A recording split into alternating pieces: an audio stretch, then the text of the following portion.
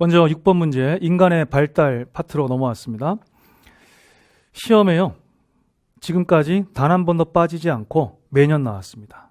17년 동안 단 한 번도 안 빠졌고, 당연히 18년째 되는 해, 19년째 되는 해도 나올 겁니다.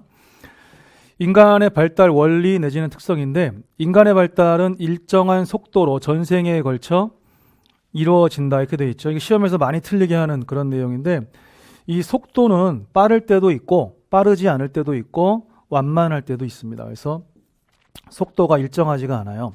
하지만 전생에 걸쳐서 이루어지는 건 당연히 맞겠죠. 그래서 앞부분이 지금 틀렸다. 속도는 일정하지 않다. 다르게 표현하면 속도는 불규칙하다. 하지만 인간의 발달은요, 멈추지 않아요. 멈추지 않는다는 건 뭔 뜻이냐면, 인간의 발달은 지속적으로 이루어진다. 다만 빠를 때도 있고 완만할 때도 있고 느릴 때도 있다. 요거를 잘 혼동하지 마시고요. 그 다음에 두 번째, 주로 유전적 요인에 의해 주도되는 과정이다. 그럼 이거는 뭐 끊임없는 그 논쟁거리죠. 유전이 더 중요해요? 아니면 환경이 더 중요해요? 이런 거잖아요. 중요한 거 우리 사회복지에서 강조하는 거, 사회복지에서만 강조하는 건 아니지만 유전과 환경의 상호작용에 의해서 인간의 발달이 이루어지는 거죠.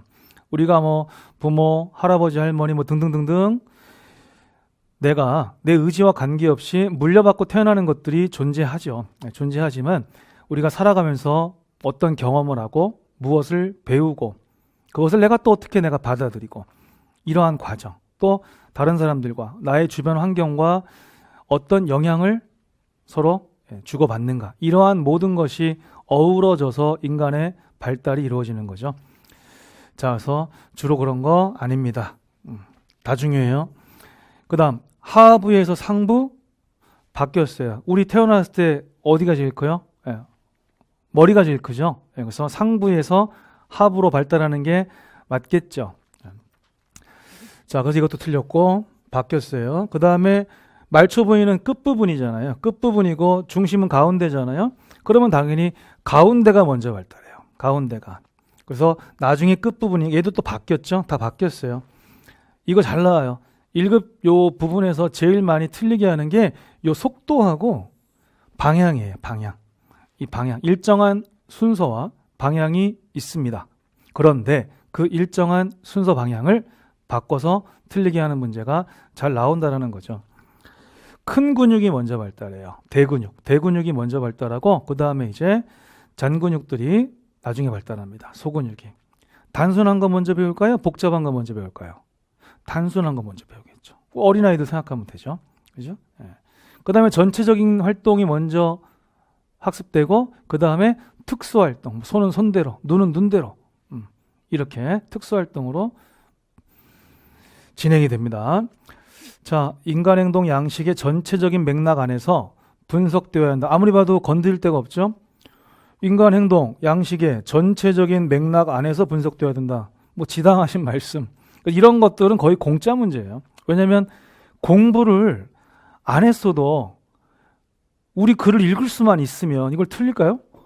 다 읽었으면? 못 틀려요. 못 틀려. 그래서 정말 난도가 매우 낮은 그런 이제 문제라고 볼 수 있죠.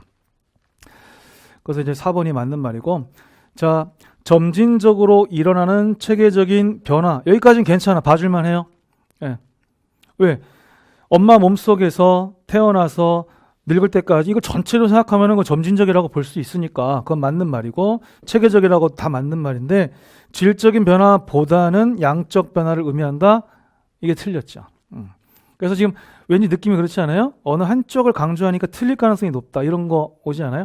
그것도 우리 객관식에서 답 찾을 때 되게 중요한 센스 중에 하나입니다. 둘 다 포함하죠. 질적인 것과 양적인 것을 다 포함해요. 그래서 제가 간단하게만 정리해 드릴게요. 자, 우리가 이제 발달과 유사 개념인데 제가 다빈출에서는 다루지 않습니다. 좀 세세한 개념이어서 뭐 성장, 성숙, 그 다음에 학습, 사회화, 이 네 가지 개념이 전부 발달과 비슷하지만 발달보다는 작은 개념들이고요.